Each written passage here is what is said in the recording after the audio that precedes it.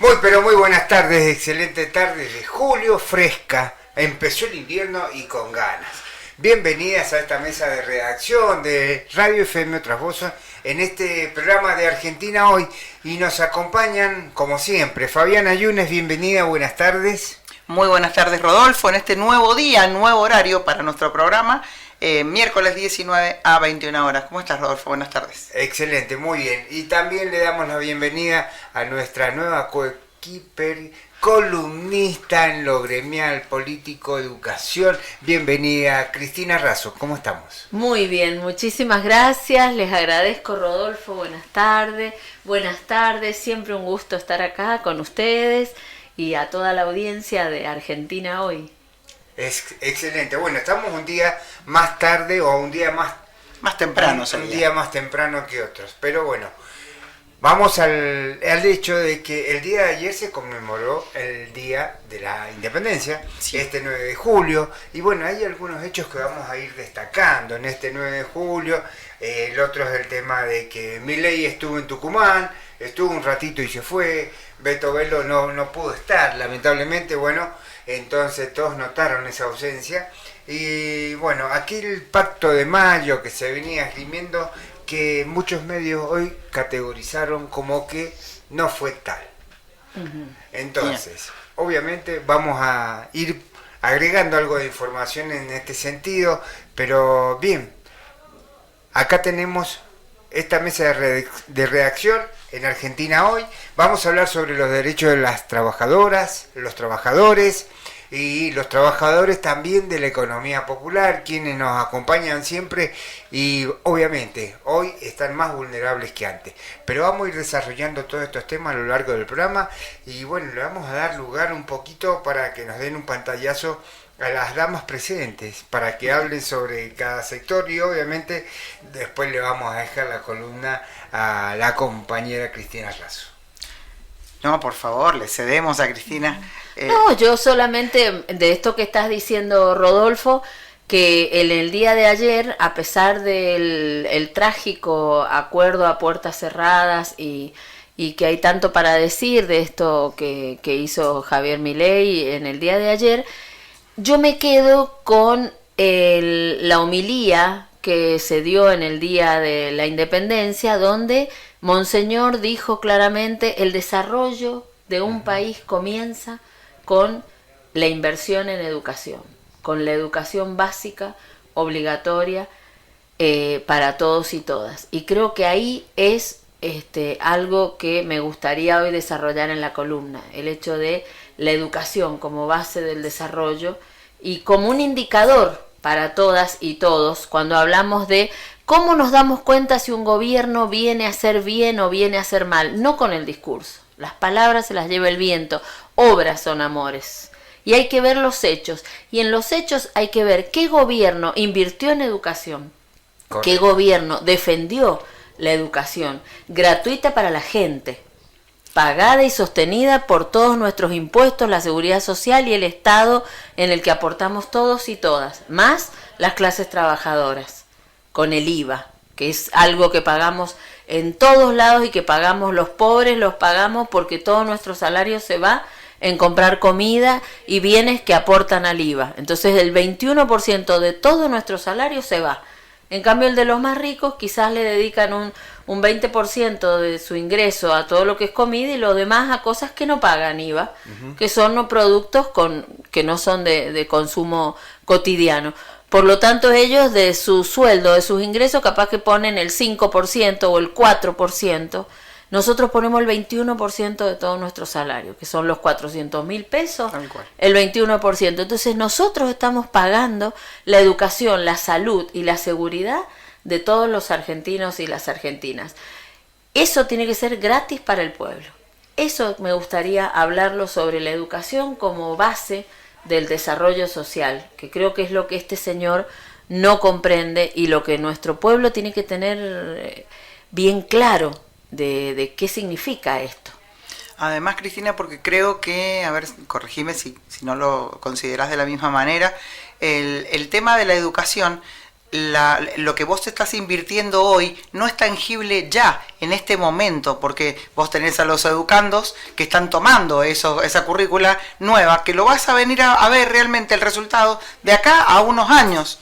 Entonces, ni siquiera es tangible hoy, lamentablemente, digo, todo este retroceso que estamos sufriendo en este tiempo respecto a la educación, lamentablemente no tenemos forma de probarlo ya. Lo vamos a ver, lamentablemente, insisto en esto, de acá a unos 5 o 10 años, cuando estos chicos que se están educando hoy, los veamos ya en una instancia más avanzada. Exacto, sí, sí. Por eso decimos que en educación es una inversión. Claro. Porque significa aportar plata hoy de todos y todas y no ver los resultados hoy exactamente. ¿Será por eso que le toman tan poca importancia a algunos gobiernos a justamente no invertir? Porque decís, bueno, no invierto, total, ¿quién se entera hoy? Nadie se da cuenta, ¿no? Cuando se enteren, yo ya, no voy a estar en el país, claro. Ya me voy a haber robado toda la que pude, claro. Y ya me fui. Claro. ¿Qué es lo que piensan los gobiernos que vienen a quitar derechos, a decirnos que no debiera ser gratuita, que debiera ser paga? Y ya la estamos pagando, todos la estamos pagando,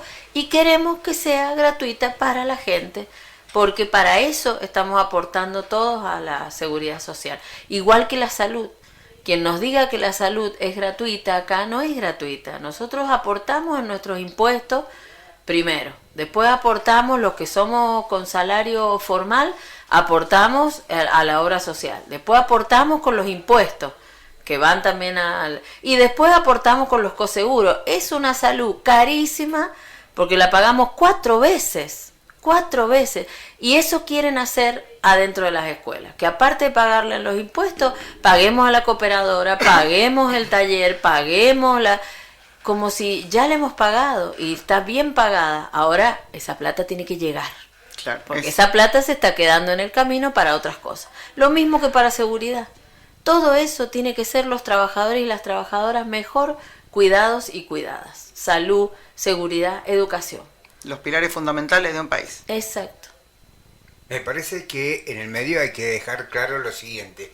El caso de la situación de las obras sociales, de los trabajadoras y trabajadores del Estado provincial, tienen una situación especial y particular que hay que atender. Esta es una. La obra social de OSEP no es una obra social que está dentro del régimen de obras sociales de la República Argentina, la ley 23660. Por ende, es una obra social netamente provincial que no está bajo las cláusulas de la ley de obras sociales. ¿Qué claro. quiere decir esto?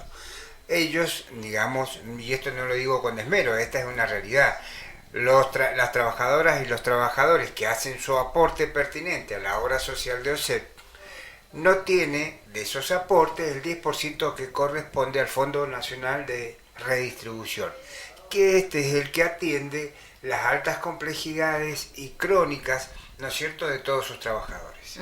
Esta es la situación, por esa situación. Pero, digamos, es a propósito esta situación de que no esté dentro del régimen de obras sociales, porque obviamente eso le quitaría poder al gobierno de turno. Exacto. Claro. Entonces le daría representación dentro de la OSEP a todos los gremios intervinientes en el área. ¿Qué es lo que estamos pidiendo? Que Que es lo haya... que correspondería, porque de alguna forma hay que garantizar, digamos, la devolución en salud a todas las trabajadoras y trabajadoras. Sí. Entonces, muchas veces yo he visto muchos fallos que van contra la OSEP por la falta de cobertura en alguna alta complejidad.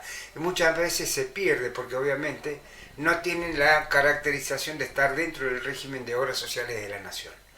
Yo creo que en algún momento en el gobierno de Jaque se puso el proyecto para que sucediera así y no tuvo quórum, no tuvo, digamos, aprobación esta ley, pero yo creo que ese fin hay que perseguirlo porque es lo que va a garantizar que todos ese marco de trabajadores tengan una cobertura total de su salud y la de su grupo familiar. Sí, yo creo que lejos de lo que nos están diciendo, la salida es por donde decís vos, en todos, en educación, en salud, en seguridad, con más solidaridad, con más institucionalidad, Correcto. con más, no con individualismo, no pensando en que no me cubren a mí y yo aporto y quiero que mi plata aporta, no, esa plata que aporta, por eso nosotros luchamos en que los aumentos sean en blanco, para que vayan a la obra social. Por más que nos quejemos a veces de la obra social, nosotros ¿qué nos quejamos? Que queremos presencia en el directorio, queremos que esa plata que entra se utilice para los afiliados y las afiliadas, no queremos que se utilice para ser un pseudo Banco Mendoza, claro, que es lo que nos está pasando. Correcto. Que es la plata que ingresa a la obra social, la provincia al no tener el contralor de los sindicatos, no sabemos para qué la está utilizando y no está volviendo a el pago correspondiente de los médicos, de los servicios, y que nosotros no tengamos que pagar coseguro. Justamente ese es uno de los temas que me parece que también que deberíamos tocar, quizás no en esta etapa, porque obviamente vamos a hablar un poco más, digamos, con el tema de educación. Pero lo hacemos en el otro bloque porque tenemos que ir a un corte y ya volvemos. Sí, sí. Ya volvemos. Suscríbete a nuestro canal de YouTube. Comenzamos con el siguiente bloque. Volvemos con más Argentina hoy y bien, obviamente en esta mesa de redacción de radio tiene el color de las damas, ¿sí? Se ha hecho el aporte genuino de las damas en lo gremial, en lo político y obviamente están dando su aporte muy rico porque tienen una vasta experiencia en el área sindical y en cada actividad que han desarrollado cada una en sus trabajos. Así que bueno, continuamos con el tema de educación como habíamos empezado en un principio y bueno, Cristina, decinos. Mira, a mí me quedó mucho el impacto en el día de ayer con este falso pacto de mayo en julio. Y en desmedro de un día tan maravilloso como es el día donde recordamos el Día de la Independencia Argentina, que fue todo un logro político de soberanía para un país. Y fue una construcción que no llevó ni un día ni dos, llevó 6 años después de esa primera decisión de libertad del 25 de mayo de 1810. Y que hubo muchos acuerdos políticos y que hubo muchas negociaciones y que hubo participación federal, que se hizo en Tucumán con todo lo que significaba en ese momento viajar al interior de todas las provincias, y que ayer todo eso se haya menospreciado, todo eso se haya contaminado con las puertas cerradas, con un pacto que en ningún momento ayuda al pueblo, ayuda a la vida cotidiana de ninguno de nosotros. Si alguno de nosotros dice, ¿en qué mejora mi vida este pacto? Ya el solo hecho que se haya hecho a puertas cerradas, que no se haya dejado entrar a nadie ya, ni a la prensa, para que nos diga qué está pasando ahí, indica que no está hecho a favor de nosotros y de nosotras. Pero también quiero rescatar en el día de ayer las palabras de Monseñor cuando dijo que la educación era la base del desarrollo, y creo que ese puede ser para nosotros un índice de medición para saber cómo son los gobiernos y a qué apuntan, viendo obras, viendo hechos y no relatos, no discursos, no la mediatización de los medios hegemónicos que taladran la cabeza tratando de construir lo que no es. Creo que podemos decir el valor que tiene la educación como desarrollo personal y social, que creo que hoy no lo tenemos tan en cuenta. Vos fíjate que en 1884, cuando comienza este visionario de Sarmiento, puede lograr la ley 1420 y decir que en educación iba a ser gratuita, iba a ser común para todos, común, gratuita y obligatoria hasta la primaria, era un adelantado en su época. Más allá de todo lo que tengamos que discutirle a Sarmiento, que era unitario, desde ya que no acuerdo con esas teorías, que no valoraba el interior del país, que quería que la Patagonia, ¿para qué la teníamos si no le íbamos a poblar? Porque a nosotros nos gustaba vivir bien y no queríamos irnos al sur. Entonces él estaba dispuesto a regalársela a Chile porque estaban en un periodo de reorganización de lo que antes había sido el virreinato y las provincias del sur, unidas del sur, y bueno, ahora ya estaba este armado de las repúblicas, y él quería darle más territorio a Chile. Todo eso podemos cuestionárselo. Pero un adelantado a la hora de pensar en un formato de educación para todos, para todas, porque ahí no diferenció en mujeres y varones, y en cada pueblo, en cada lugar donde había un niño, él valoraba que hubiera una escuela, hubiera un maestro, una maestra. Eso quedó plasmado en esa ley maravillosa, que fue una adelantada en la época, hasta con Europa. Y nosotros tenemos desde ese momento presencia de las escuelas en todos los pueblos, en todos los ámbitos donde haya, no hace falta que sea pueblo, donde haya un niño, donde hay puesteros y haya niños, se coloca una escuela en esta Argentina maravillosa. Y eso fue creciendo, pero no creció con la mirada de Sarmiento. Entonces, cuando crece el secundario, crece en forma selectiva, para las clases medias, para los que iban a ir a la universidad. Entonces crece en las grandes urbes, el secundario, donde los profesores eran profesionales que dedicaban unos horas de su vida para darle una mirada enciclopedista a jóvenes que iban de zapato, que era una condición necesaria. Con eso ya te decía quiénes iban, porque la alpargata se usaba en otros lugares y había que ir de zapato, y no todo el mundo tenía zapato. Con eso ya se marcaba quiénes llegaban.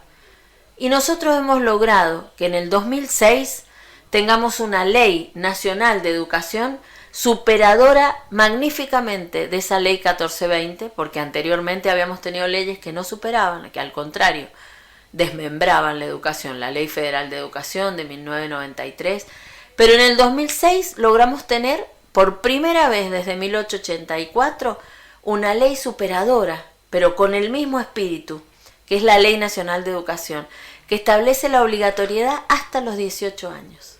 Y eso es maravilloso, porque hace que haya escuelas secundarias en todos los pueblos y las ciudades y los puntos, también los puestos. No hace falta que haya un pueblo donde haya un adolescente, un niño, una niña de 14, 15, 16, tiene que estar en la escuela secundaria. Y eso lo tenemos por ley, y es obligatorio, y es el Estado el garante principal. Y eso implica que tiene que tener una inversión educativa. Pero en ese caso yo voy a hacerte una consulta Sí. de desconocimiento.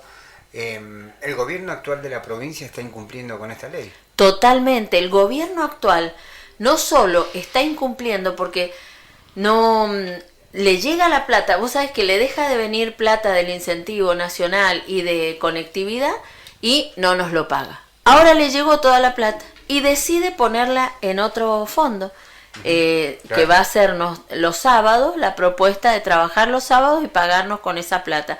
Esa plata ya es de ustedes. Exacto. Claro. No tiene que utilizarla para otro fin.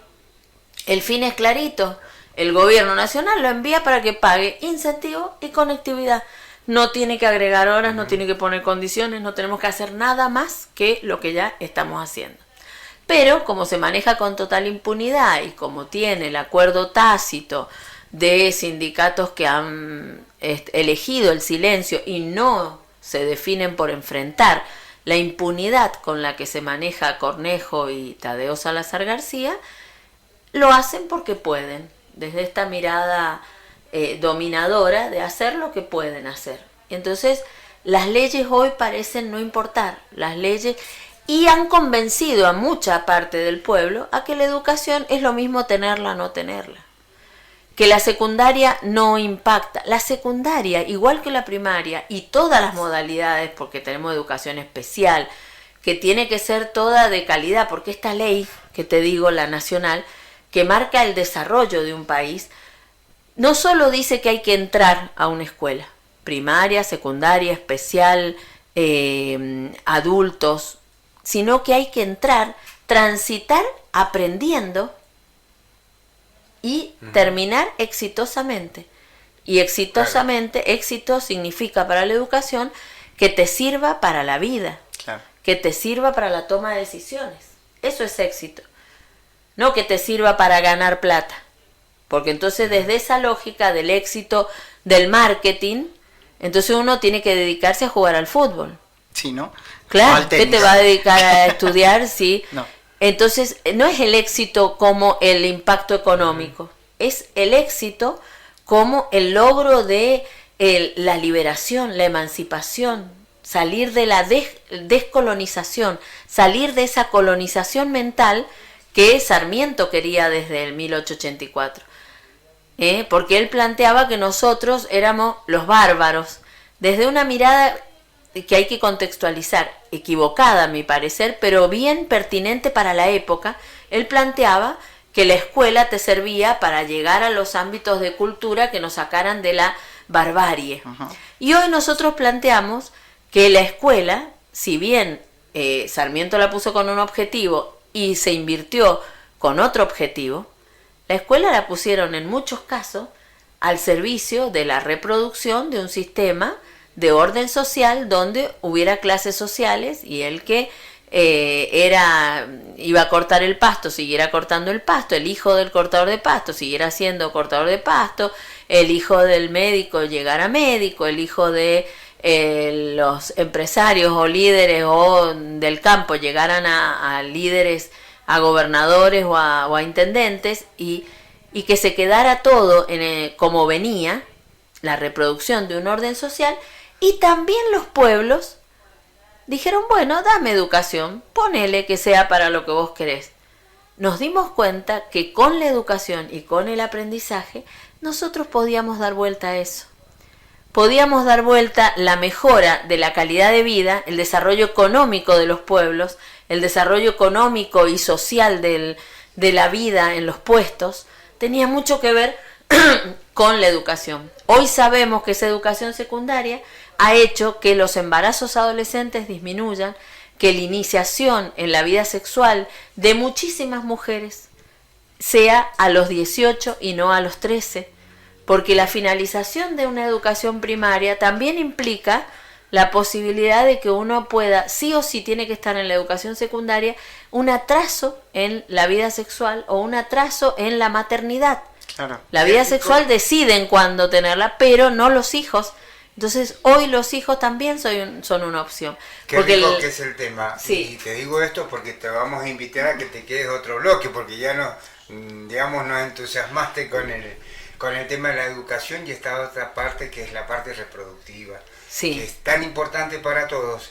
Pero tenemos que ir a un corte. Que también es parte de la educación. Que sí. también es parte de la educación. Vamos al corte y ya volvemos con más Argentina Hoy. Ya volvemos. Suscríbete a nuestro canal de YouTube. Comenzamos con el siguiente bloque. Volvemos con más Argentina Hoy y bueno, como dijimos en el bloque anterior, empezamos a tocar un tema muy rico en cuanto a la educación, pero también en cuanto a la reproducción. Y esto que vemos en los jóvenes, en los adolescentes o aquellos que pasan de la etapa de niño a adolescente, donde nos encontramos con algunas realidades que obviamente no hubiéramos querido pensar en otro momento, pero hoy nos toca vivir. Sí, además, Rodolfo, porque esta cuestión de lo que estamos hablando, la educación sexual, tan controversial, y otra cosa que se les impuso a los docentes que tenían que aprender para poderlo dar y que no fue un obstáculo, ¿no? Inmediatamente se ayornaron a lo que venía, se dio educación sexual en las escuelas y bueno, tan complicado fue para muchos, en muchos lugares con los papás. Sí, sí, sí. Pero hubo mucha resistencia, claro. Y no de las escuelas, hubo mucha resistencia cultural y bueno, este tipo de gobiernos como el que tenemos ahora son gobiernos que atrasan en el sentido del derecho, viste que ahora han sacado toda la inversión, porque todo esto es inversión, claro. No es gasto, en la prevención de la violencia contra las mujeres y todo eso era educación, era material que llegaba a las escuelas. Y la cantidad de situaciones que se han previsto, se han atacado previamente, se han avanzado en la protección de derechos de los niños y las niñas, porque la educación sexual integral es sobre todo el derecho y el secreto, el cuerpo, qué secretos se guardan, qué secretos no se guardan. Todo eso se habla en salita de 4, en salita claro. de 5. mi cuerpo, las partes de mi cuerpo, lo denominan como corresponde los chicos y las chicas, saben qué parte, quién puede tocar y quién no puede tocar tu cuerpo, y ahí se han detectado la mayoría de las situaciones de violencia o de abuso o de intento de abuso familiar en esas charlas, en esos encuentros, en el aula cotidianamente, cuando se les habla a los niños sobre estas cosas. Por eso es fundamental no solo la educación obligatoria, como veníamos diciendo, sino la salita de 4 y salita de 5, que también fue creciendo con esta ley, le dio entidad propia y tiene que seguir creciendo para abajo, porque es un gran igualador de oportunidades. Y aparte son estimulaciones y capital cultural que no se puede recuperar en otra instancia de la vida. Totalmente, lo que aprendemos inicial en los 4 primeros años, ojalá siguiéramos en esa misma, ¿no? Que en esa misma proporción, aprendiendo todo lo que aprendemos en nuestros primeros 4 años de vida. Es maravilloso, sí. Pero esto, te quería terminar de decir la idea con respecto a la educación. La educación, si bien la intentaron poner para que haya una reproducción del orden social, también los trabajadores y las trabajadoras aceptamos la escuela porque vemos que desde ahí nosotros podemos avanzar socialmente. Y no digo individualmente, porque estaba primero la idea de que mi hijo el doctor, el que podía llegar a avanzar socialmente, pero desde lo individual. No, avanzamos como comunidad, avanzamos como sociedad, avanzamos como grupo de trabajadores y trabajadoras, avanzamos como mujeres, las mujeres, y avanzamos como sociedad, porque cuando tenemos mujeres que conocen sus derechos, que estudian, que logran terminar, logran elegir la maternidad o no, la iniciación sexual o no, manejar su cuerpo, el decir que no cuando quieren decir que no, se mejora toda la sociedad, no un género nada más. Todos nos mejoramos como personas. Totalmente. Y cuando llegamos a la finalización de un ciclo así de primaria, secundaria, nivel inicial, primaria y secundaria, todos nos mejoramos también como comunidad, como sociedad. Y bueno, se empieza a exigir, porque los pueblos van avanzando y van exigiendo, educación superior. Y tenemos muchísimos, cada vez más gente con formación en educación superior, porque estamos llegando a eso. Pero en esto quiero decirte que la escuela, si bien es la base de un desarrollo social, también es un ring, es un espacio de lucha que es política. Claro. Es eminentemente política. Por eso los trabajadores de la educación lo defendemos, pero en beneficio de las clases trabajadoras, y no en beneficio de la reproducción del orden social, sino el beneficio del pensamiento crítico, de que podamos entre todos y todas avanzar. Por eso no decimos la educación secundaria es para unos pocos o para los que van a ir a la universidad. La educación secundaria, igual que la educación primaria, es una educación útil para la vida, útil para el desafío que diariamente nos pone la resolución de conflictos. Por eso queremos que en la escuela se dé clase de esa forma, problematizando, generando cosas de la vida cotidiana y sobre todo de la comunidad. Si una escuela no mejora la comunidad en la que está inserta, no es una escuela de verdad, es solamente un lugar donde contienen o guardan a los chicos y las chicas por 4 horas. Pero si hay educación, esa comunidad se mejora. ¿En qué sentido se mejora? No estoy hablando de que se mejora como persona solamente, o que se mejora en derechos. Claro. Se organiza, si necesita cloacas, si necesita el gas natural, si necesita limpiezas, se organizan, los vecinos se juntan, es un ámbito de reunión la escuela, como son las iglesias, reúne a todos los líderes de la comunidad, trabaja en red. Las comunidades completas mejoran cuando hay una escuela que se dedica a no reproducir el orden social, sino a poder llevar adelante. Y eso es el desarrollo social, las oportunidades, exacto. Claro. Por eso la educación es tan importante y tiene que ser la base, no en desmedro de otros ámbitos, pero sí ponerla en su justo valor, porque yo creo que en estos tiempos se la está dejando de lado. Y se cree como, bueno, es lo mismo tener o no tener un secundario. No es lo mismo.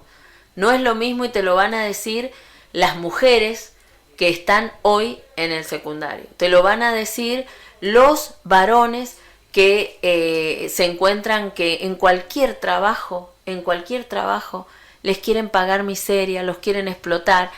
Y cuando ven que tienen un secundario, que tienen pensamiento crítico, que tienen posibilidad de saber que no son más que nadie, pero tampoco son menos que nadie, y le dicen a cualquier patrón, mire, yo conozco mis derechos, esto es necesario que usted me lo cubra, esto no me puede echar sin indemnización.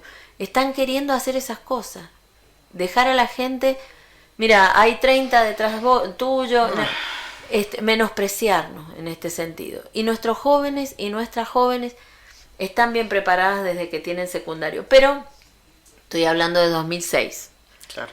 menos de 20 años. Eso históricamente son 2 días. Todavía no lo podemos ver, es lo que hablábamos, ¿no? es- Todavía no podemos ver lo importante que fue de ese 2006 hasta esta parte. Exacto, y además que en el 2016 hubo esta ruptura, ya no hubo la inversión, porque tenemos una ley de financiamiento que habla de un 6% para educación, y se llegó, del 2006 al 2016 se llegó, pero después no se sostuvo. Eso hay que sostenerlo 100 años, como hace Finlandia, como hace Noruega. ¿De qué otra forma lo hace? Solamente teniendo una ley de inversión que se sostiene como política de Estado, por siglos, no por 2 días. Pero vienen gobiernos que en 2 días te pueden destruir todo. Fundamentalmente en la República Argentina, y Sí. acá vamos a darle un giro un poco a la información, porque estamos hablando de que en nuestro país, desde el 10 de diciembre del 2023 a la fecha, las medidas antipueblo, antipatria, se vienen dando día a día, y cada vez suma más adeptos, y yo veo que están nutriendo mal a algunas cabecitas de jóvenes que hoy están haciendo cola para afiliarse a algún sector del oficialismo hoy, y me preocupa porque obviamente le falta información, le falta experiencia, le falta escuela en cuanto básicamente a lo que son los derechos y lo que se persiguió para poder conseguir todos estos derechos. Entonces, una de las medidas antipueblo y que yo veo como muy grave es esto que se hayan reunido a puerta cerrada en la Casa de Tucumán, un lugar emblemático para el federalismo y la República Argentina, taxativamente hablando de los conceptos que implican estas palabras. ¿Vos crees que fue casual? Es absolutamente, ¿no? No, no es casual, Claro, pero por eso. aquellos que entendemos... Ese es el mensaje, ¿no? Y claro, Ese es el mensaje. justamente, a esto es a lo que vamos, las medidas antipueblo, anticolectivos, los colectivos de la sociedad, la defensa de la educación pública, el derecho al trabajo, el tener un salario digno, el tener la cobertura de salud. Sí, yo creo que esos discursos no pasan de moda y nos quieren hacer creer que pasan de moda. Se ríen, por ahí yo escuchaba esto, ay, ya nos van a decir vendepatria, y se reían en los medios hegemónicos, ¿no? En los discursos de algunos periodistas, o ay, ya volvieron a hablar de los derechos de los trabajadores, por favor, si en estas épocas. Digo, estas cosas no son moda, estas cosas son cosas que tenemos que conocer y defender, porque si no se defienden se pierden también, Claro. se pierden. Y no son modas tampoco, ni algo risible. ¿Por qué no? ¿Por qué no hablar de derechos? ¿Por qué no exigir lo que tenemos que exigir? ¿Por qué no juntarnos y decir, no entiendo a quién beneficia, o, bueno, sí entendemos a quién beneficia, pero cuando hablamos de vendepatria, no estamos diciendo un eslogan, estamos diciendo que es verdad. Están haciendo un desguace y están vendiendo nuestras riquezas, nuestra tierra, nuestras aguas, nuestro aire, lo están vendiendo. Entonces no es chiste. Esas cosas se pueden hacer en un día mucho daño, pero después lleva años y años recuperarlo. Nuestros recursos naturales, básicamente. Sí. Bueno, estamos sobre el final del tercer bloque de nuestro programa de hoy, y bueno, y aprovechamos para despedirle a Cristina, que nos ha acompañado y nos ha hecho un aporte tan rico en este espacio que ahora a partir de ella va a explotar bien, digamos. Yo te agradezco muchísimo porque a veces no hay espacio para hablar de esto, de las cuestiones de fondo. A veces hablamos de lo coyuntural en la educación. Lo emergente, Que ¿no? el Cerraron sindicato, paritarias, claro. 5%, 7%. No hablamos Claro. de lo otro que es Y es mucho tan más importante importante. hablar de obras. Yo quiero que en esto empecemos a ver quiénes hicieron y quiénes dicen muchas palabras bonitas. Y en esto me refiero a veces específicamente a los gobiernos radicales acá en Mendoza. Se llenan la boca hablando de educación y que la realidad es que no invierten en educación, que no nos llega más que retos, más que achiques de presupuesto, más que exigencias, control. Mucha presión a los equipos directivos, mucha presión a las familias, pero por el otro lado no hay una garantía, porque en estas situaciones, Rodolfo, es terrible lo que vivimos en las escuelas, es un termómetro. Porque para ser garante el Estado lo que tiene que garantizar es que los chicos tengan zapatillas, tengan comida, tengan casa, los padres tienen que tener trabajo. Y hoy los chicos no están viniendo a la escuela. Y nosotros los teníamos cortitos, a los niños y a los adolescentes. Yo los iba a buscar a la casa. Y la asistencia es la asistencia, pero cuando había derechos, cuando había una asignación universal que garantizaba. Entonces vamos, yo te voy a buscar, porque este es el lugar donde tiene que haber un niño. Claro. Pero ¿cómo voy a buscar cuando se están turnando por las zapatillas? Cuando no hay trabajo, no hay comida. Y hoy ya lo empezamos a ver en las escuelas. ¿Con qué cara vas a buscar a ese chico a la escuela si el Estado los está abandonando? Entonces no van a la escuela. Y no van no por vagos, no porque no quieran. Claro que quieren ir. Pero si no hay vivienda, porque se están migrando interiormente, yéndose a la casa de los padres, otra vez viste hacinamiento, las familias viviendo en el garaje de los padres, Claro. y 2 o 3 familias en una casa porque los alquileres es imposible. Sí, totalmente. No hay plan de vivienda, entonces eso es lo que estamos viviendo en las escuelas. Y digo, tanto que se avanza y después, ¿en cuánto? En 6 meses. Pero no viene igual de ahora, esto viene, hicieron un gran daño con Macri.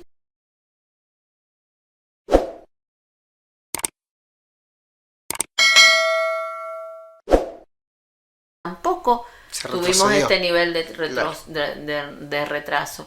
Y ahora, en 6 meses, han concluido un trabajo perverso en las familias de Mendoza específicamente. Impacto profundo, les digo. Sí. Tenemos que ir al corte.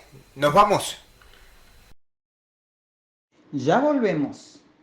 Suscríbete a nuestro canal de YouTube. Comenzamos con el siguiente bloque. Volvemos con más Argentina hoy y volvemos al área sindical de los trabajadores del Estado y de los trabajadores privados. ¿Qué tenemos para esta tarde de los trabajadores del Estado? Contanos un poquito. Bueno, Rodolfo, mira, terminaron ya la ronda paritaria con cada uno de los sectores. Eso finalizó el día lunes y se toma desde ATE la decisión de hacer asambleas en los lugares de trabajo para discutir justamente, primero, no solamente de discutir lo que se viene, las medidas que se vienen, sino, bueno, informar además a los compañeros que no han tenido la posibilidad de acercarse hasta la subsecretaría, porque son en horario laboral, Claro. la gran mayoría. Entonces, a noticiarlos de la oferta del gobierno, que en todos los casos y para todos los regímenes ha sido similar, un ítem aula, igual como ha pasado con la educación, un ítem aula para la administración y para salud también, de la misma manera. En realidad, viste, cuando hablamos de paritarias, llega el gobierno, les cuento para quienes no lo sepan aún, llega el gobierno, te dice vamos a hacer lectura de las 2 ofertas, o sea, no hay discusión alguna, no es que te parece, no es a ver si nos podemos acercar a, no, es propuesta 1, propuesta 2, se la llevan, deciden y me la informan, ya está, o sea, no hay discusión ni charla. Correcto, claro. Bien, tenemos un audio, ¿no? Tenemos un audio que ahí un poquito más lo va a explicar entonces Roberto Macho, el secretario general de ATE. Bueno, Roberto, ¿qué han decidido luego de la reunión? ¿Le falta todavía negociar una parte igual? Sí, de todas maneras acá dividamos en 3 partes, diríamos, esta reunión. Primero que nada, la propuesta emitida por el gobierno provincial es coercitiva, no solamente que es insuficiente, sino crea lo que se denomina hoy un ítem aula, pero peor aún, ¿sí? Sin las condiciones básicas, siquiera de que el trabajador, por más que esté enfermo, ¿sí?, terminal, pueda, diríamos, cobrar y percibir su salario. Pero pretenden cambiarlo de los adicionales que nosotros ya tenemos en blanco, algo que ha sido totalmente rechazado por este sindicato porque ATE no va a firmar un ítem aula para ningún trabajador. Eso en una primera instancia. En una segunda instancia, los incumplimientos por parte del gobierno provincial de pases a planta, lo que ha incumplido con los trabajadores radiólogos en la provincia de Mendoza, diríamos, lo que ha planteado el gobierno por ley y que lo que quiere ejecutar es que los radiólogos en la provincia de Mendoza, por el mismo salario, trabajen 20 horas más. Eso en un primer término. Por el mismo salario, que no tenga el mismo régimen de licencia, sino que sea reducido. Y quitarle la profilaxis correspondiente, algo obviamente que ATE se ha opuesto, diríamos, dentro de esta situación. También se ha pedido el pase a planta de los compañeros prestadores y contratados. El gobierno incumple, diríamos, con las distintas paritarias. El aumento salarial que tendría que haberse otorgado hace 3 meses, al día de hoy, ¿sí?, los trabajadores no lo pueden cobrar al 100% por problemas que tiene el gobierno en la liquidación, según ellos manifiestan. El tema es que el incumplimiento está por parte de ellos en todos los aspectos. Por ende, esta propuesta ha sido desde nuestro sindicato totalmente rechazada.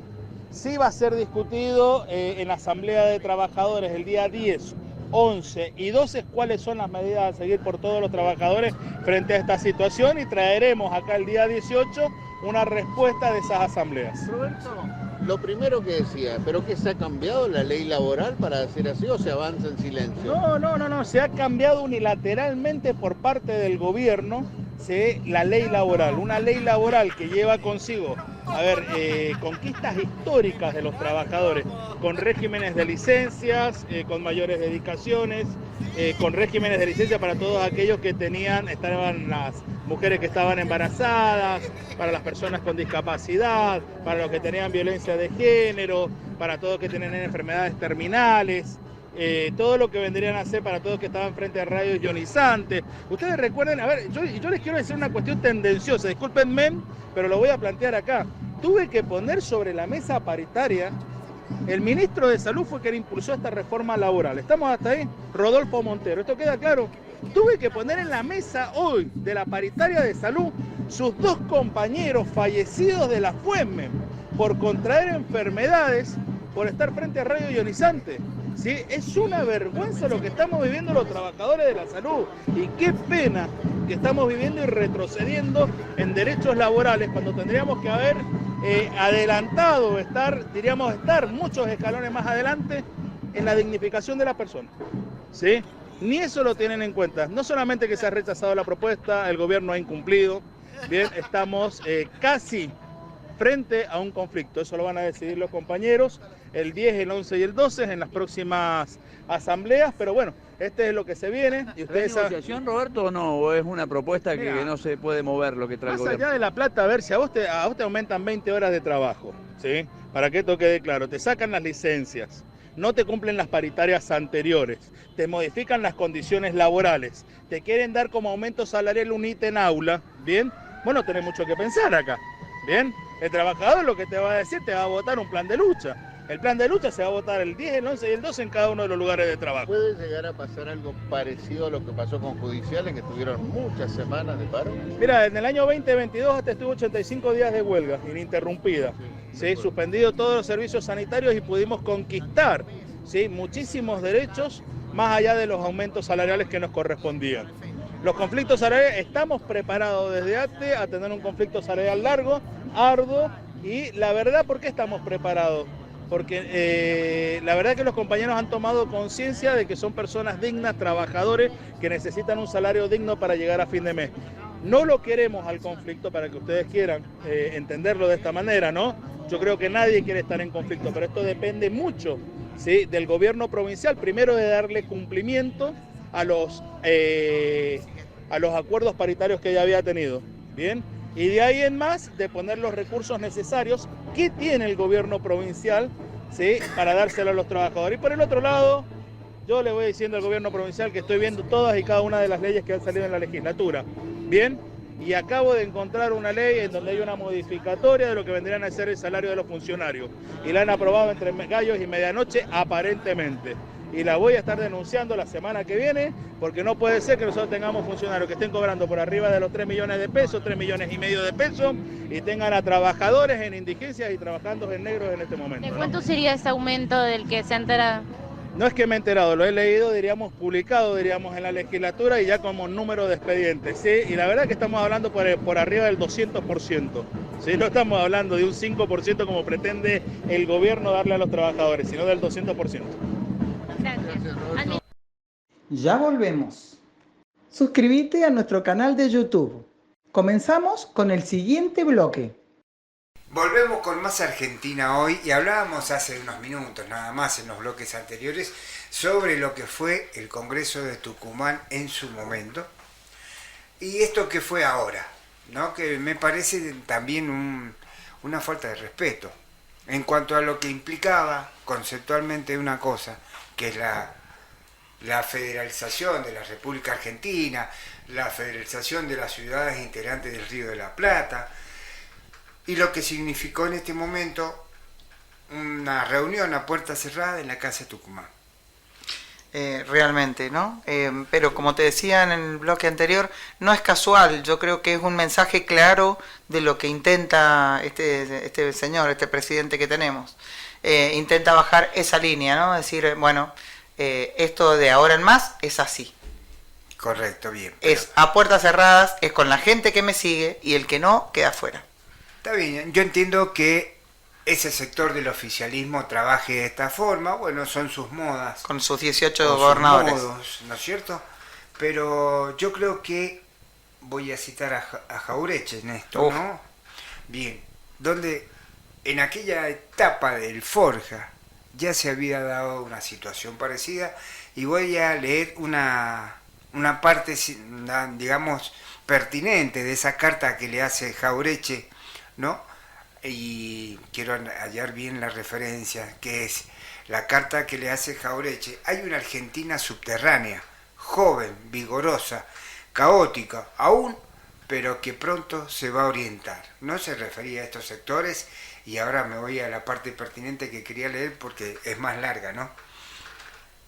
No puedo menos que comprenderla, pues la ha vivido hasta que este camino de forja en que estamos me dio cauce seguro y firme, rumbo cierto, y lo que Irigoyen llamaba alegre claridad de todas las certidumbres. Yo no puedo creer que su desesperanza dure, pues es usted uno de los pocos políticos argentinos que conserva íntegra la frescura del alma. Aquí, donde los políticos envejecen prematuramente como los adolescentes viciosos. Ese estado de espíritu por el que usted pasa y que se transparenta en su carta al hablar de que jóvenes maduros y viejos están carcomidos por el mismo mal de la desesperanza y la incredulidad, puede ser superado. Por lo menos lo hemos superado nosotros, haciendo un planteo actual de lo político. La hostilidad del régimen, ahora y antes, consistió siempre en crear un aparato legal para canalizar la protesta del pueblo y después, por su periodismo, su universidad y su escuela, acostumbrar al pueblo despojado a reverenciar el aparato del despojo. En 1916, el radicalismo cayó en la trampa y en lugar de voltear la legalidad del régimen, se metió en ella.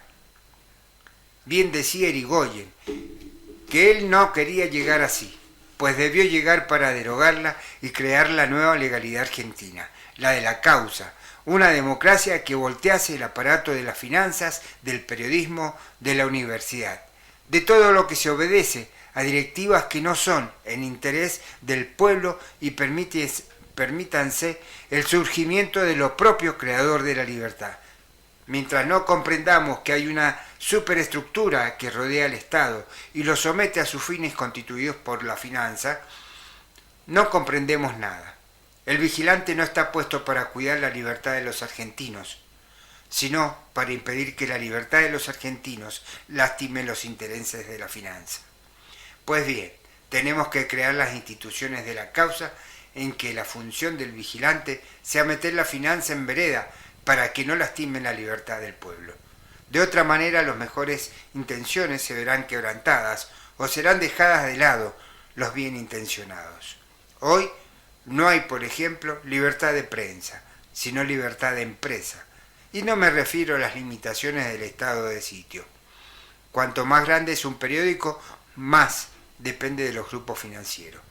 Y los mismos partidos tienen que ir de claudicación en claudicación, pues son los grupos financieros los que proporcionan recursos que obligan. El que no los acepta se coloca en inferioridad de condiciones. El error está en creer que el régimen es el cuerpo de hombres quien maneja los partidos de la concordancia, cuando estos son sus meros instrumentos. ¿Qué palabras? 1916. Sí, ¿no? Cualquier similitud con la realidad es mera coincidencia. Es mera coincidencia. Así que bueno, justamente esto lo leía en atributo a esto, a lo que pasó en Tucumán, que nada más encaja, ¿no? Y obviamente la situación, y esta coyuntura de la que hablábamos en el programa anterior, en referencia a las relaciones laborales, en referencia a los trabajadores, en referencia a esta nueva situación laboral con la que se enfrentan, porque hoy existe el miedo dentro de cada trabajo. Hoy existe, digamos, la violación de esos derechos, porque obviamente no tenemos una policía del trabajo. No, y es lo que un poco lo que decía Cristina, ¿no? Nos están diciendo todo el tiempo, tengo 30 personas que quieren tu lugar.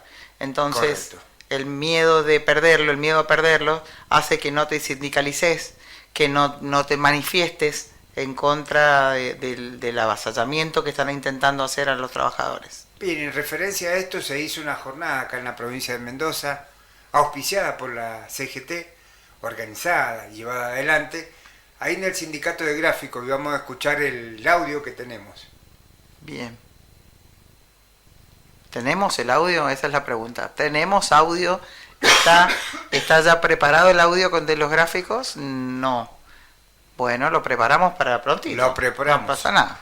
No pasa nada. Si te parece, no sé Rodolfo, cómo estamos con el tiempo, pero eso me lo dirá el señor operador hoy día, que ha venido más chiquito hoy día. ¿Qué? Sí, ¿no? Está más joven, más chico.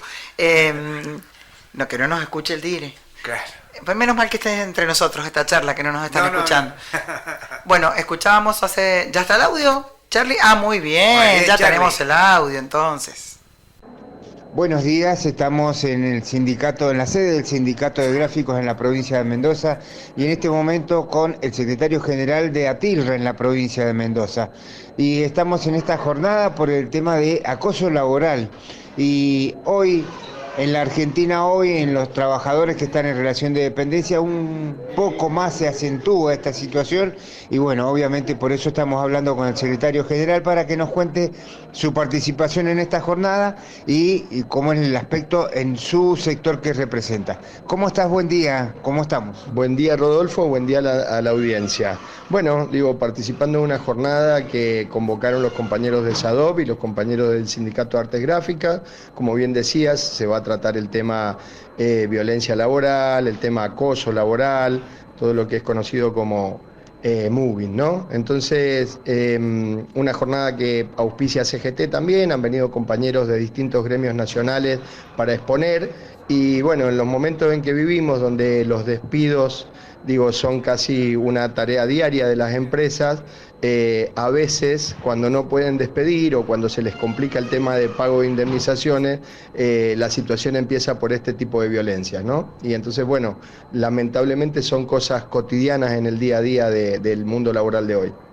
En este aspecto lo que podemos decir es, hoy tenemos herramientas como para poder enfrentar esta situación en las empresas, más allá de las acciones que lleva adelante siempre el CGT, y tenemos una subsecretaría de Trabajo totalmente debilitada.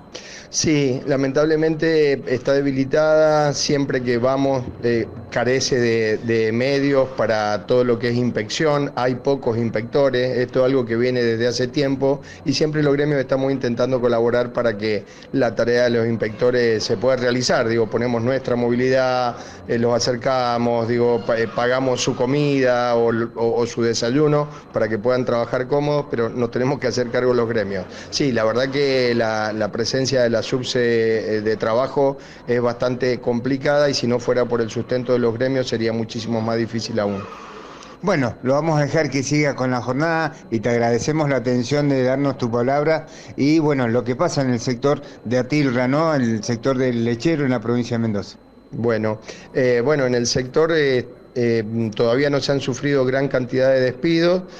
Sí hubieron 9 despidos que en realidad los compañeros se tuvieron que considerar despedidos porque desde el mes de noviembre que no pagaban sus sueldos de la empresa Arsa, una subsidiaria de Vicentín, ¿no? Así que bueno, esos son algunos de los problemas que estamos teniendo, pero en general, digo, la tarea del gremio en estos momentos es tratar de cuidar puestos de trabajo, así que viene una tarea compleja no solo para nosotros, sino para todos los gremios de Mendoza. En ese caso, casi todos los gremios estarían en alerta máxima por esta situación de falta de puestos de trabajo, falta de generación de nuevos puestos de trabajo y obviamente cuidar los que están.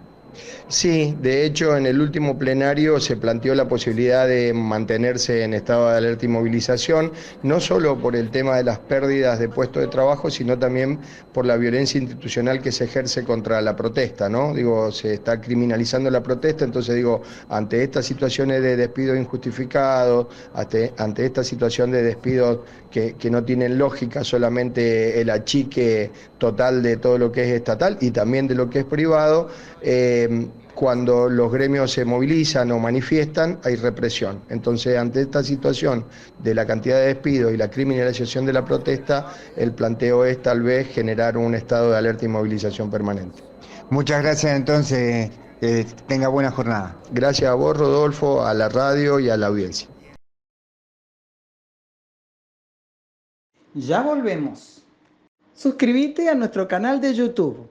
Comenzamos con el siguiente bloque.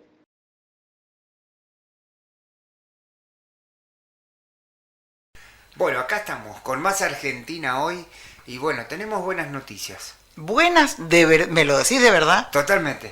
Bueno, totalmente de acuerdo. ¡Qué bien! Después de toda la persecución que lograron que padecieron los trabajadoras y trabajadores de los medios del Estado, como es el caso de Tela, después de soportar que el presidente saliera... No fue el presidente, fue Adorni, sí, el que salió a informar. Exactamente. Que dijo que iba a transformar la agencia Tela, una agencia periodística, en una agencia de publicidad.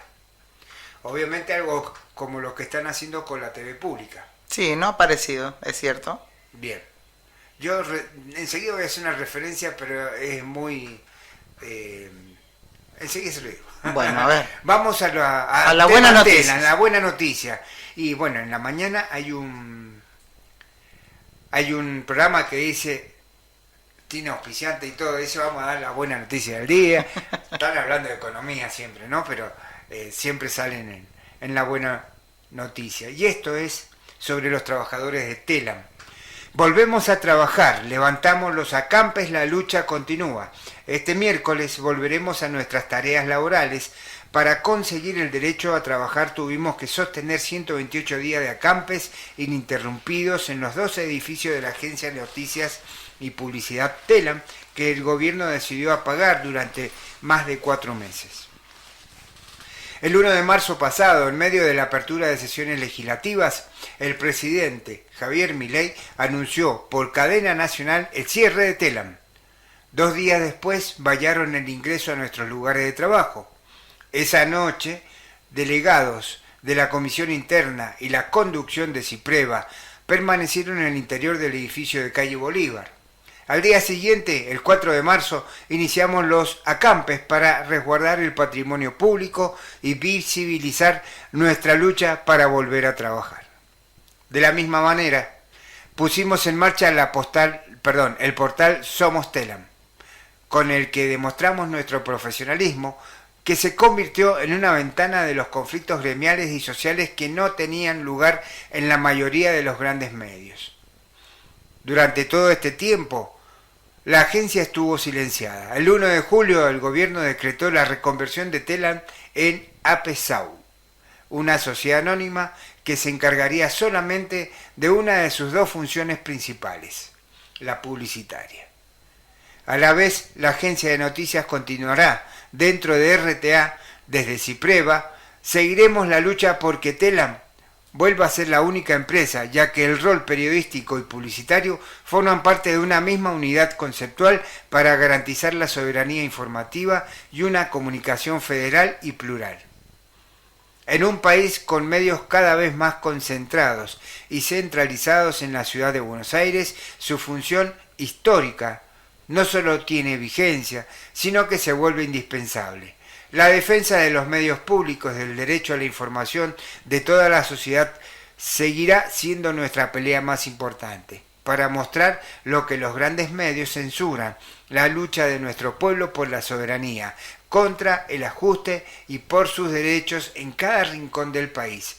En unidad, seguimos diciendo, los medios públicos se defienden, la patria no se vende. En un país con medios cada vez más concentrados y centralizados en la ciudad de Buenos Aires, su función histórica no solo tiene vigencia, sino que se vuelve indispensable. Agregaron al respecto y anticipando que seguirán con la defensa de los medios públicos bajo la consigna "La patria no se vende". Así lo manifestaron los trabajadores nucleados en Cipreva, que es el sindicato de prensa de Buenos Aires. Pero qué bien, qué buena noticia realmente. Ojalá todos y cada uno de los trabajadores que han perdido sus puestos de trabajo desde el diciembre del año pasado hasta esta parte, por cerrar lugares que eran nuestros y que ya los teníamos, como justamente Telam, un lugar donde nos informaban federalmente con la noticia fresquita y para todos de la misma manera. La información que debe recibir el pueblo sobre su estado. Totalmente, es información justamente federal y de buena mano, ¿no? O sea, sabiendo de dónde viene, sabiendo que viene, lo que tiene todos los países del mundo, la gran mayoría de los países del mundo. Correcto, obviamente. Entonces, bueno, nosotros nos alegramos por este logro obtenido por los trabajadores de la agencia Telam y que también se recalque en el resto de los medios públicos que están en el país, porque me causa tristeza lo de la TV pública. Me causa tristeza porque hoy se convierte en el desfile de las vedettes de la información. Tremendo. Si nos estás escuchando y has tenido la posibilidad de verla, un ratito dedicale a mirar lo que pasa en la TV pública, pero con una óptica no de observador. No te limites a seguir la información que te están dando. Abstraete un cachito y fíjate hacia dónde va. La verdad que qué tristeza da hoy ver la televisión pública. Y si uno se transmite en el tiempo y vemos la foto de la década de los 70, más a finales, vemos quienes estaban en esa TV pública y que después fueron acusados, ¿no? No nacía yo, Rodolfo, todavía. De ser parte de ese gobierno. Sí, por eso lo traigo a colación. ¿No? Yo no dije que vos hubieras nacido en ese momento, pero bueno, no, si me salió así pido disculpas. Yo sé que usted es una niña. Muchas gracias. Bien. Sí, lamentablemente sí es así como decís. A quienes veíamos en ese momento y que después fueron parte de otros procesos correcto, que padecimos en el país. Totalmente, bueno, que hoy esté pasando en plena democracia. Que lo estemos normalizando, te diría, porque viste que está pasando, pero se habla de esto en, no sé, en las familias, se habla de esto en tus lugares de trabajo, ya como que es una noticia más, lo vamos normalizando y esto es lo grave. Y esto es lo que hay que decir, ¿no es cierto? Esta democracia está herida de gravedad. Con estos hechos, con las medidas antipueblos, entonces nos vemos tanto tiempo de derechos conseguidos y que hoy día se convierta, digamos, como una actualización de las relaciones laborales, lo que están haciendo. Lamentable. Muy lamentable. Triste. Así que bueno, era contarte la buena noticia, pero detrás, obviamente, lo que está pasando con Radio Nacional, la TV pública, ¿no? Acequia, acá en Mendoza. Acequia, acá en la provincia de Mendoza, siempre me lo recuerda porque, bueno, hoy día yo no lo tengo presente porque siempre me enfoco en la nación, sí. En los medios públicos nacionales y no supimos más nada de Acequia. No, justamente es lo que yo te digo, como que se da la información, listo, se cierra y pasemos a otra cosa, dejémoslo ahí, que no se hable mucho, ¿viste? Y la gente, doña Tota, doña Juana, Coco. No vamos a decir doña Rosa porque me trae un personaje que no quisiera recordar mucho. Bien. Sí, no, nefasto me parecía. Doña, Juana de la esquina, se olvida, ¿no? Porque no es alguien, no conoce seguramente a alguien que tenga cercano, que esté sin trabajo, lo que pasó con Diario Los Andes hace poquito. Viste, son focos en el momento, sí, tin, lucecitas, pero la lucecita se apaga y como que queda ahí, listo, ya está, pasemos a otra cosa, vamos a lo emergente, vamos a ver el valor dólar, la casa de Tucumán, entonces nos enfocan en otra cosa y se nos olvida estas otras que están pasando. Claro. Y que están pasando y que muchos están padeciendo, porque esta es la otra parte, la otra realidad que muchos no ven. Porque, por ejemplo, el Ministerio de Trabajo de la Nación, con la delegación de la provincia de Mendoza, sufrieron desvinculaciones, sufrieron despidos, y eso no se ha resuelto. Agricultura familiar. Tuvimos la posibilidad de tener acá a los chicos de agricultura familiar, después de muchos años de trabajo. Los trabajadores de ANSES que también han sido desvinculados. Lo mismo, sí. Bien, y que lamentablemente no hemos podido escuchar, lo hemos invitado para que vengan y participen y nos cuenten cuál es la realidad, pero no hemos tenido una repercusión o no hemos tenido una respuesta de parte del gremio que los representa. La parte de capital humano también ha sido, bueno, ahí voy a hacer contacto con alguien para poder, que venga, que nos cuente de qué se trata y qué ha pasado, de primera mano. Ahí correcto. Vamos a hacer contacto para la próxima semana. Bien, y ahí lo otro que esta mañana, chequeando alguna información y demás, usted sabe que Capital Humano, la parte de niñez y adolescencia está funcionando, no funcionan más en la calle Espejo, que era donde estaban antes, que era desarrollo social. Claro. El CDR que le decía. Claro. Bueno, ahora está funcionando en la calle 9 de julio 2299, están funcionando ahí, así que aquellos que están, aquellos ex Potenciar Trabajo, que están dentro de la economía popular, pueden acercarse por ahí para que queden debidamente registrados y así poder continuar con el cobro mensual. Bien. Así que esto es fundamental para poder seguir cobrando y además no es algo que se cobra y no se devuelve, no, obviamente. Ahí está la información en referencia a los cursos y a las capacitaciones para todos estos ex Potenciar Trabajo que están por encima de los 50. Mirá vos. Así que fundamental que vayan por ahí, hagan el trámite pertinente, que es la actualización de sus datos en Mi Argentina, ¿sí? Mantenerlo actualizado con el correo y el teléfono, y así poder continuar y garantizar la continuidad del cobro. En principio van a tener la misma duración que tienen los ex Potencial Trabajo que están en la parte laboral, es decir, son nada más que 2 años. Bien. Si empezó en mayo, finaliza. Mayo del 2025, mayo del 2026, y ahí finaliza. Mira vos. Así que hay que tenerlo en cuenta porque obviamente todas esas familias que dependen del ex Potencial Trabajo, hoy, acompañamiento social, por un lado, para los que tienen más de 50, y volver al trabajo para aquellos que son de 18 a 49 años, ¿sí? Tienen que mantenerse informados sobre estas situaciones para que no den de baja su Potenciar o hoy su nuevo programa. Pero hay que tener en cuenta, que lo que hablan muchos de que no hay una devolución de esa prestación, cada uno devuelve eso en las distintas organizaciones donde se encuentra con trabajo. Bien, bien. No es gratuito, o sea, están trabajando. Están trabajando. Claro, eso es importante también de informarlo claramente, ¿viste? Porque tampoco se sabe. Pareciera como que es un plan, como que no, están trabajando. Hay una contraprestación a eso que perciben.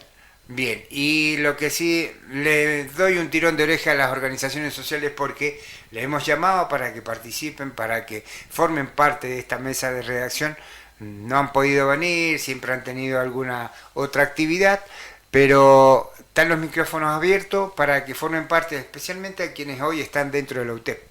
Y bueno, queremos escuchar sus voces, queremos escuchar su campana, porque obviamente es mucha la gente que habla, es mucha la gente que habla gratuitamente, y eso es dañino y es mal informar, que esto es lo más grave. Sí, mal informar. Nos tenemos que ir a un corte, pero ya volvemos con más Argentina Hoy. Ya volvemos. Suscríbete a nuestro canal de YouTube. Comenzamos con el siguiente bloque. Vamos al aire y ya volvemos con más Argentina Hoy. Y bien, nos está acompañando en este espacio de radio y se ha refrescado un poquito acá. Si no entendíamos, pero ya, claro. Es la juventud. Nos está acompañando Lisandro Fierro, bienvenido, ¿cómo estamos? Bien, qué gusto oírlos por lo general, pero ahora verlos así.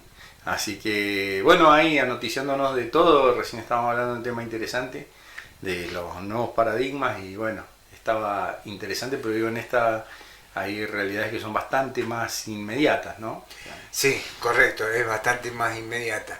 Y que si no preservamos, digamos, la situación de lo que generó empleo durante tanto tiempo y que necesitamos que siga generando, obviamente esta nueva inteligencia nos puede llegar a hacer un daño importante.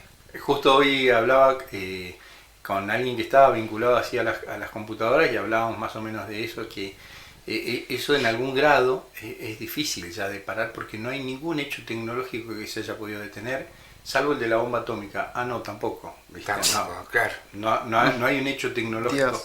La tecnología, todo el avance tecnológico ha sido siempre motivado por el deseo de un grupo de aniquilar masivamente a otro, ¿no? O sea, el gran disparador, o sea, el microondas, la computadora, las primeras computadoras trazaban, habían computadoras en el Graf von Spee, el acorazado de ese bolsillo alemán que hundieron en el Río de la Plata, en el Bismarck, o sea, los alemanes tenían computadoras que trazaban la trayectoria de proyectiles, o sea, esa era su función. Estamos hablando del año 44, 42, 43, claro. Entonces podían acertarle a un objetivo a 20 años. A 20 kilómetros. 20 kilómetros. Sí. Quería decir otra cosa con 20 años, pero porque si no nos caería un proyectil ahora. No, pero digo, entonces digo, de esa vocación, el microondas, bueno, era también las microondas, y alguien se acercó al aparato, esto está perfectamente documentado, digamos, y tenía un chocolate en el bolsillo y vio que se le derretía el chocolate. Bueno, de ahí hacer los primeros microondas que eran gigantes, ahora los que se pueden trasladar con la mano, digamos, ¿no? Sí. Y así, la telefonía, internet, pero era para matar a otros, ¿viste? O sea, era un arma, una tecnología, como ha sido los misiles, y de hecho el hombre llega a la Luna a través de Saturno, que era el misil intercontinental, ¿viste? O sea, pero así podemos ir a todo tipo de tecnología. Los tomates envasados fue un premio que daba Napoleón para que, porque los ejércitos marchan sobre sus estómagos, bueno, esa frase, Napoleón III, entonces dice, bueno, yo ofrezco un premio en 8.000 chinchulines, capaz que era otra la moneda, no me acuerdo cómo se llamaba la moneda, pero era un premio en dinero a quien pudiese conservar el alimento y llevarlo al frente de batalla, ¿no? La ropa, los avances de los abrigos, todo esto, toda esa tecnología proviene de la voluntad de matar a otro, digamos, ¿no? O sea, el radar, la radio, todo ha sido de alguna manera motivado por eso. Entonces, y ninguna de esas tecnologías, si bien se diversificaron, ninguna se pudo abandonar, ni siquiera la bomba atómica. Entonces digo, es muy difícil que hoy haya una tecnología que vaya a poder ser abandonada. Entonces, bueno, hay que empezar a plantearse esta idea de un nuevo humano, o sea, una nueva humanidad, porque, como me decía hoy otro Lisandro, Martín, me decía que bueno, es eso, no vamos a servir en muchos grupos, digamos, para las tareas que para las cuales vamos a ser reemplazadas. Entonces digo, también eso en la política, eso genera como sea una angustia que se puede liberar y se va a canalizar seguramente, no podemos ver cómo, pero bueno, creo que la política también debe laburar en ese plano. Sí, no va a quedar exenta. Ajá, sí, obviamente, sí. No. Hoy no es mi charla optimista, pero en el fondo sí. Venimos teniendo charlas poco optimistas desde el principio del programa, pero bueno, lo de Telam lo compensó, ¿no? Sí, no, lo de Telam es una muy buena noticia. Muy buena noticia, es algo brillante y es parte de la salida que se puede llegar a dar, ¿viste? Nosotros a veces hablamos de ir para atrás en una concepción occidental, ¿viste? Pero el universo puede llegar a ser cíclico y no significa retroceder en los conceptos occidentales, ¿viste? Sino una suerte de girar en círculo, claro, y de volver a estadios o momentos de la humanidad más virtuosos, porque creo que solamente nos puede sacar cierto virtuosismo, y ese virtuosismo es virtuoso en tanto y en cuanto consagre la vida, digamos, ¿no? O sea, propicie la vida, ¿viste? Uh-huh. Así que bueno, ahora estamos en un momento, pero hemos tenido los resultados de eso que hemos visto en Francia. Sí. Sin que Francia signifique que haya ganado el Che Guevara, ¿viste? No, para nada. Claro, para nada, pero sí es digamos, una vuelta de tuerca a la derecha que venía. Totalmente. Y sí. Así que bueno, ellos también, digamos, el pueblo genera los anticuerpos, los ha sabido generar desde siempre. De hecho somos 8.000 millones. Uh-huh. No sé si llegaremos a los mentados 10.000 millones de habitantes. Que justo, fíjate qué coincidencia, 10.000 millones de habitantes es lo que ha tenido la humanidad desde sus inicios, más estimativamente hasta ahora, ¿no? La primera vez que hubieron 1.000 millones de habitantes fue alrededor de 1811. Uh-huh. Después el crecimiento ha sido tremendamente exponencial, ¿viste? Así que todos esos hábitos culturales de aquella época, hoy nosotros los vemos obsoletos y si los juzgamos, ¿viste? Nos parece ridículo, ¿viste? Como la maternidad a los 13, 14 años para una persona que a los 30 era un hecho que, de hecho, hoy pasé por la tumba de la hija de San Martín, ¿viste? Sí. Y la nieta nace en 1833, vive 26, 27 años, la nieta. Era, en esa época era una cosa natural. Claro, entonces, y la esposa también. Claro. Entonces, sí, viste, apurarse a la maternidad, etcétera, etcétera. 14 años, con 14 años fue más. Exacto. Entonces digo, por ahí uno elabora un juicio a partir de ahora, pero en esa realidad era habitual. Era habitual claro. y hoy la adolescencia puede llegar hasta los 30 o incluso superarla. Correcto. Y sí, también creo que ha sido producto de la expectativa de vida. Exacto. Sí, antes una expectativa de vida normal era entre los 40 y los 50, hoy está en los 75, ¿no? Claro, 75, por ahí en algunos lugares se mantiene ahí, en otros lugares ha crecido incluso. Ha crecido, así que digo que nosotros evaluamos aquella conciencia y era gente que inclusive teníamos tasas de mortalidad que hoy se ven, por ejemplo, en el Bronx o en algunos barrios que es 32, 33 años, o sea... Sí. En algunos sectores era la expectativa de vida era alrededor de los 32, 33 años. Así que obviamente que ni siquiera existía la adolescencia. O sea, la adolescencia es una cosa que es después de la Segunda Guerra. O sea, pero claro, digamos, pasaban de la niñez a ser adultos directamente. Ajá. ¿Cómo me pasó a mí? Viste que yo no fui adolescente, era una persona muy madura. ¿Sí? No sé por qué me estaría costando creer. Sí, lo bien que haces. Yo sí, de verdad. Empecé a trabajar muy jovencita, 16 años. Ajá. Así que prácticamente sí, mi adolescencia fui ya adulta. Claro. Es que eso también, bueno, nosotros lo hemos experimentado hasta hace muy poco tiempo, o sea, esas realidades, ¿viste? Y yo siempre, hablando políticamente, digo, nosotros a veces... Los fenómenos se producen de una velocidad que la política no alcanza a absorberlos ni a absorberlos, que es lo que hablábamos la otra vez. El tema de la pandemia, la política por ahí no termina de digerir el impacto que pudo haber tenido en la psiquis humana de cualquier vecino el haber atravesado esos fenómenos, ¿no? Yo creo que todavía no, ni la política ni siquiera la medicina.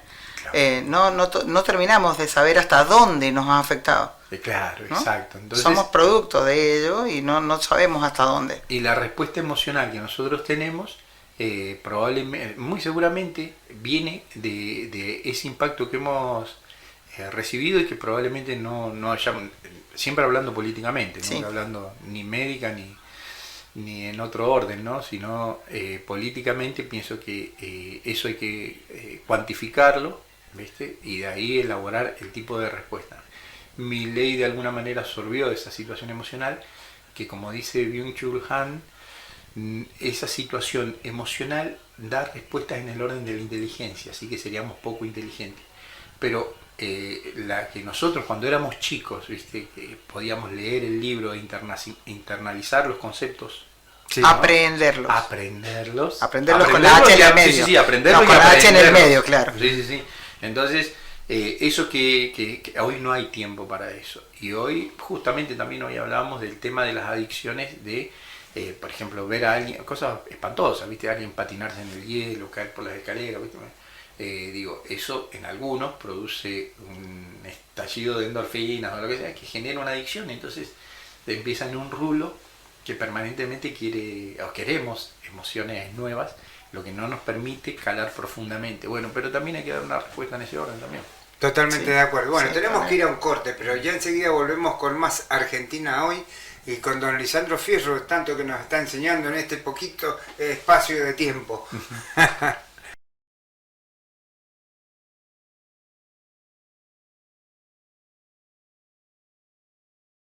Ya volvemos. Suscríbete a nuestro canal de YouTube. Comenzamos con el siguiente bloque.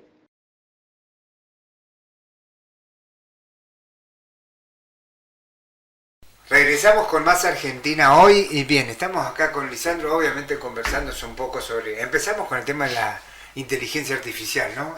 Y después nos fuimos variando un poquito y vamos atravesando distintas temáticas, lo cual hace a la cotidianeidad de este programa. Totalmente. Porque no paramos en el corte, además. No, lo que pasa es que ustedes tienen un sentido del humor, entonces bueno, no podemos parar en el corte.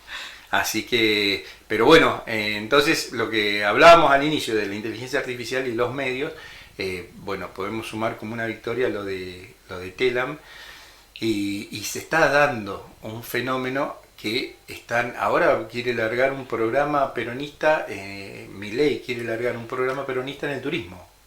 Ah, mira vos. Sí, está haciendo lo mismo que, bueno, o sea, porque digo, ha caído tan brutalmente y es una economía que sostiene ciertos lugares que no tienen impacto necesariamente en el PBI, por decirte, claro, pero sí en la visualización. O sea, si, no sé, si pasase algo en las cataratas o en Bariloche, bueno, eso tiene un gran impacto, sobre todo en cierto sector, ¿viste? Claro. Y se visibiliza monstruosamente. Entonces, ellos han cuidado siempre esas plazas, las plazas que más se ven, inclusive más allá de Puerto Madryn u otros lugares que son muy emblemáticos, La Fal, ¿cómo se llama esto? Carlos Paz, esa zona, Mar del Plata, y entonces ahí están teniendo situaciones muy severas porque son caídas monstruosas, que indisimulables, a pesar de que todo se puede disimular hoy. De hecho, viste, o sea, hay tantas cosas que están así en la vidriera, así que digo que, bueno, en este fenómeno hoy de alguna manera está permitiendo que sucedan cosas como la de Telam, volver a hacer e intentar hacer algo de peronismo, porque de alguna manera nos viven midiendo a nosotros, ¿viste? Entonces ven que ese es un punto flaco, intentarán remediarlo. En lo personal pienso que no van a llegar con... No van a tener éxito. No, yo creería que no, aunque todavía me he encontrado inclusive con peronistas que están creyendo que está muy bien lo de Milei, pero digo... ¿Son peronistas? No, o sea, gente que claro, adscribió al peronismo en algún momento. Bien. Y que ha tenido padre muy militante y también ha militado, organizado bastantes cosas, y hoy cree que, o sea, en realidad hay un enojo que él lo canaliza, Milei, o sea, hay una frustración que él lo canaliza y hay un miedo que canaliza, y ese es el miedo es, digamos, en otro momento me encantaría charlarlo, obviamente desde el análisis o la mirada política, sobre todo si Roberto Mejeiras, que él tiene ahí una síntesis muy importante sobre el miedo y la política, o sea, la reacción política. Lo hemos conocido siempre y siempre, bueno, desde Maquiavelo lo ha formado, y cuando vos estabas en una tabla, por más que sea muy precaria en medio del océano, no saltás ni siquiera a la balsa más linda, ¿viste? Porque vos te aferrás, lógico, aunque sea lo precario, te aferrás, porque claro, es la realidad, cuando tenés miedo, ¿viste? Cuando las cosas te invitan a la audacia, saltás y te montás en un tiburón, ¿viste? Pero digamos que en ese orden es también como en esta incertidumbre han gobernado. Nosotros, hubo un ministro de Educación que dijo que nos íbamos a tener que acostumbrar a la incertidumbre, y casi como una situación divina si existiera. Bueno, él recibió una lección, o sea, recibimos todos una lección, ¿no? Que fue Bullrich. Claro. ¿Te acordás? Sí, me acuerdo. Sí, que nos íbamos a tener que acostumbrar a la incertidumbre, y muy rápidamente, no sé, recibimos todos un mensaje en él, que ojalá él pueda reponerse y estar bien, y lo deseo absolutamente de corazón, porque si era una lección para todos, yo ya la aprendí, ¿viste? O sea, querer que el otro se acostumbre a la incertidumbre y tener que padecer uno en carne propia la mayor de las incertidumbres, ¿viste? Es algo que no se lo desearía absolutamente a nadie, así que totalmente de acuerdo, y eso fue durante el gobierno de la Rúa. De Macri. El primo de Patricia Bullrich, el flaco alto, sí, él dijo, siendo ministro de Educación, en una charla, dijo que el pueblo se iba a tener que empezar a acostumbrar a la incertidumbre. Después él asume en alguna de las cámaras, y ahí le detectan, a partir de que tenía un problema para verbalizar, le detectan ELA, esta es lateral amiotrófica. Correcto, sí. Le detectan, y él ahora está en una situación de postración, que es la misma patología que tuvo Stephen Hawking, nada más que en distinto grado. Él estaba muy bien hasta los 25 o 27 años, no me acuerdo, y de repente quedó postrado hasta los 75, que falleció más o menos la edad, pero atravesó sin mayor deterioro la enfermedad, o sea, logró un degeneramiento muy rápido, pero después... Una meseta. Sí, entonces, bueno, después ya quedó sin habla y hablaba de una manera...